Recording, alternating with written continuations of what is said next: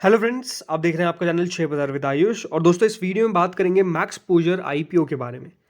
Friends, कल से एक नया स्मॉल एंड मीडियम एंटरप्राइज यानी एसएमई सेगमेंट के अंदर एक नया आईपीओ ओपन होता हुआ नजर आने वाला है, जिसका नाम है मैक्सपोजर।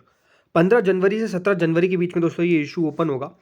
31 से 33 रुपीज़ का इसका प्राइस में कंपनी ने सेट किया है। 4000 शेयर्स का सिंगल लॉट रखा है। कुल मिला के 20.26 करोड़ का आईपीओ का साइज है। क्योंकि दोस्तों ये एक एसएमई सेगमेंट का आईपीओ है, तो ऑब्वियसली देखिए साइज जो रहता है वो ज़्यादा बड़ा नहीं रहता है। इसे 20.26 करोड़ का दोस्तों इस आईपीओ का साइज है।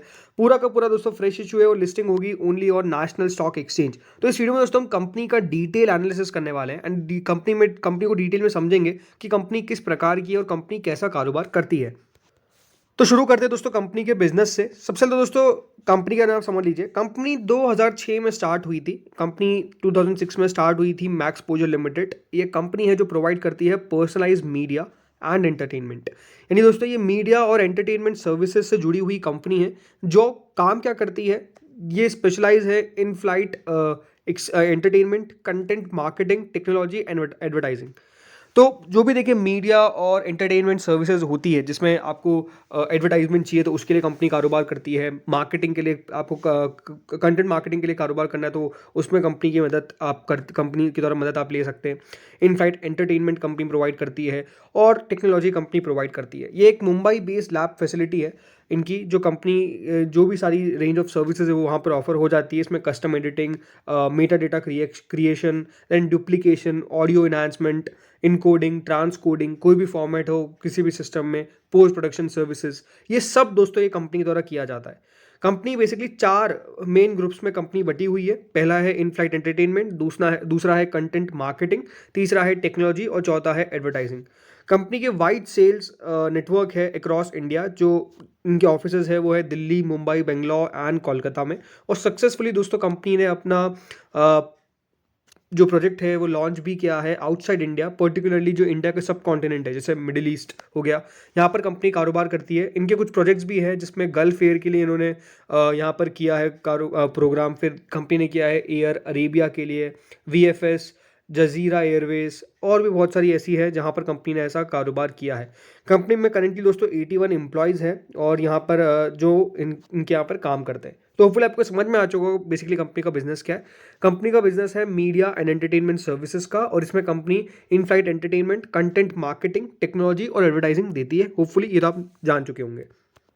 बाकी अगर आपको और कंपनी को फर्दर समझना हो तो आप चाहे तो कंपनी के वेबसाइट पर जाके चेकआउट कर सकते हैं, जिसमें जैसे आपको बताया देखिए, जैसे in flight entertainment, content marketing, then advertising, technology, ये चारों सर्विसेज के बारे में आपको और डिटेल में पता चल जाएगा। लेकिन अब समझते दोस्तों कंपनी के फाइनेंशियल्स को।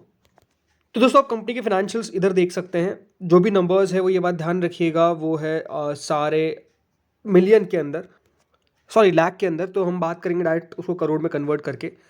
सो दोस्तों कंपनी का जो रेवेन्यू था वो करीबन 22.47 करोड़ था 31 मार्च 2021 में। उसके बाद दोस्तों कंपनी का रेवेन्यू 31 मार्च 2022 तक करीबन 33 करोड़ के आसपास पहुंच जाता है। और उसके बाद 31 मार्च 2023 में कंपनी का रेवेन्यू जो है वो 33 करोड़ 55 लाख तक पहुंच जाता है।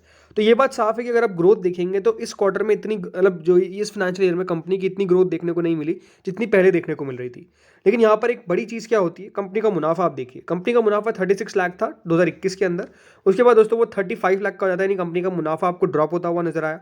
लेकिन उसके बाद अचानक से कंपनी का जो मुनाफा है वो 1 करोड़ नहीं, 2 करोड़ नहीं, 3 करोड़ नहीं, सीधे 4 करोड़ 40 लाख की जंप ले लेता है।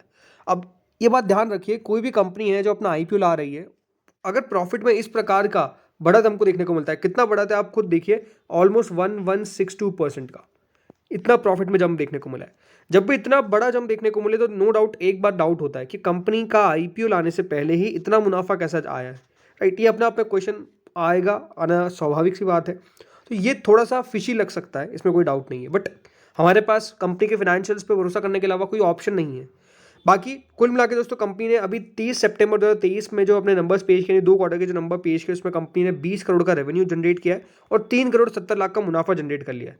अगर कंपनी इसी पेस से चलती रहती है तो कंपनी का रेवेन्यू ऑलमोस्ट 4100 करोड़ के आसपास पहुंच, सॉरी 41 करोड़ के आसपास पहुंच जाएगा। 20 करोड़ से बढ़ के 41 करोड़ का कंपनी का जो रेवेन्यू है वो हो जाएगा। एंड उसके बाद दोस्तों कंपनी का जो मुनाफा है वो 3 करोड़ 70 लाख से बढ़ के ऑलमोस्ट 6 करोड़ या फिर 7 करोड़ के आसपास कंपनी का मुनाफा जो है वो देखने को मिल सकता है, अगर इसी पेस पे कंपनी चलती है। कंपनी के ऊपर बोरिंग आप नजर डाल सकते हैं, कंपनी के ऊपर बोरिंग करेंटली है 4 करोड़ 62 लाख की, यानी कंपनी के ऊपर बोरिंग भी आपको अच्छी खासी देखने को मिलेगी। और जो कंपनी की बोरिंग है पहले 4 करोड़ 18 लाख की थी, फिर कम हो गई ऑलमोस्ट 2 करोड़ 93 लाख की, बट फिर कंपनी की बोरिंग इंक्रीज होती है 3 करोड़ 33 लाख से, और फिर होती है 4 करोड़ 62 लाख पे कंपनी की बोरिंग। तो यहाँ पर भी आपको बढ़ोतरी जरूर देखने को मिली है। कंपनी की बताती है कि इनके पास रिजर्व एंड सरप्लस में अराउंड करीबन अभी 31 करोड़ के आसपास पड़े हुए हैं। तो कंपनी के फाइनेंशियल्स तो ठीक ठाक है, लेकिन हाँ समझते यही है कि हाँ कंपनी का बेसिक ऑब्जेक्टिव क्या है इस आईपीओ के लाने का। तो दोस्तों कंपनी को अपने एक्सपेंसेस को फंड करना है। कंपनी ने बताया कि funding of expenses propose to be incurred towards obtaining various certifications from Federal Aviation Administration FAA, European Union Aviation Safety Agency ESA, then wireless streaming services Aerohub, और company को यहाँ पर लेना है पेटेंटेड इनवीसीओ tray table collectively referred to as the proposed products. दूसरा दोस्तों company को वर्किंग कैपिटल रिक्वायरमेंट्स के लिए पैसा चाहिए जो कंपनी वहाँ पर लगाएगी। तीसरा कंपनी इससे कुछ अपनी बोरिंग्स का प्री पेमेंट या फिर रीपेमेंट करेगी। और चौथा है जनरल कॉर्पोरेट पर्पसेस जो कंपनी करना चाहती है। फ्रेंड्स अगर आप इस आईपीओ में लगाते हैं तो ये बात ध्यान रखिएगा, आपको एक लॉट में 4000 शेयर मिल रहे हैं जिसकी वैल्यू कितनी होने वाली है 1,32,000। अब जो लोग फर्स्ट टाइम किसी एसएमई आईपीओ पे मेरा वीडियो देख रहे हैं इस बात का आप ध्यान रखिएगा फ्रेंड्स, एसएमई के अंदर जो आपको एक लॉट मिलता है रिटेल में आप मिनिमम मैक्सिमम एक लॉट लगा सकते हैं। एसएमई और मेन बोर्ड दोनों डिफरेंट आईपीओ होते हैं। एसएमई में आप सिर्फ एक ही लॉट लगा सकते हैं रिटेल के अंदर, अगर आपको दो लगाने तो फिर आप एचएनआई में जाएंगे। और इसमें जो एक लॉट होता है उसका वैल्यू रहता है मोर देन 1 लाख का, जैसे इसमें है 1,32,000 का। बहुत सारे आईपीओ में 1,08,000 का भी होगा, किसी में 1,20 का भी होगा, लेकिन इसका कितना है 1,32। तो आपको एक लॉट लगाने के लिए आपको 1,32,000 पे करने पड़ेंगे, 4,000 शेयर्स मिलेंगे। एक और खास बात आप हमेशा याद रखिएगा, आप अगर एसएमई में लगा रहे हो तो आपको लॉट में ट्रेड करना पड़ता है, यानी जो शेयर्स दिख रहे हैं आपको उतने के उतने एक साथ आपको बेचने पड़ेंगे। यानी जब अगर आपके पास अलॉटमेंट आ जाता है तो आपको सारे के सारे शेयर एक साथ बेचने पड़ेंगे। एंड हमेशा आप बात ध्यान रखिए एसएमई को बहुत सोच समझ के पैसा, एसएमई के अंदर बहुत सोच समझ के आपको पैसा लगाना है, बिकॉज ये बहुत ज़्यादा रिस्की आईपीओस होते हैं। बाकी अगर आप कंपनी का रिटर्न ऑन इक्विटी देखेंगे तो कंपनी का रिटर्न ऑन इक्विटी ऑलमोस्ट 14.39% का है, बहुत खास नहीं है। रिटर्न ऑन कैपिटल एम्प्लॉयड 19.55% का, ये ठीक है। डेट टू इक्विटी ठीक है, कोई प्रॉब्लम नहीं है। रिटर्न ऑन नेटवर्थ ठीक है, और प्राइस टू बुक वैल्यू 1.59 की करंटली आपको देखने को मिल जाती है। अब आप सबके दिमाग में क्वेश्चन यही होगा कि इस आईपीओ में लगाना चाहिए नहीं लगाना चाहिए। देखिए कंपनी बढ़िया है, कंपनी जो बिजनेस कर रही है वहाँ पर हम कह सकते हैं स्कोप है बहुत सारा बढ़ने का, इसमें कोई डाउट नहीं है। प्रॉब्लम क्या है, प्रॉब्लम है जस्ट मेरे को कंपनी के फाइनेंशियल से, बिकॉज कंपनी के फाइनेंशियल्स में एकाएक हमने बढ़िया यहाँ पर प्रॉफिट में उछाल देखी। बाकी ऐसा कोई दिक्कत वाली नहीं है। हाँ अगर हम मान लीजिए साइडलाइन कर देते हैं तो कंपनी के फाइनेंशियल्स भी ठीक है, इसमें कोई डाउट नहीं है। कंपनी की ग्रोथ देखने को मिली है, ज़रूर रेवेन्यू में उतनी ग्रोथ देखने को नहीं मिल पाई, बट ठीक है, ये है कि हाँ कंपनी बढ़ रही है। अगर आप मुझसे पूछेंगे तो हाँ ज़रूर ये लिस्टिंग गेन के लिए इशू ठीक हो सकता है। जो करंट ग्रे मार्केट चल रही है वो चल रही है करीबन 151%, तो लिस्टिंग गेन के लिए तो ये इशू बढ़िया दिखता है, बिकॉज ग्रे मार्केट काफ़ी ऊपर है। तो ये है कि हाँ यहाँ पर एक लिस्टिंग गेन की पॉसिबिलिटी बनती है।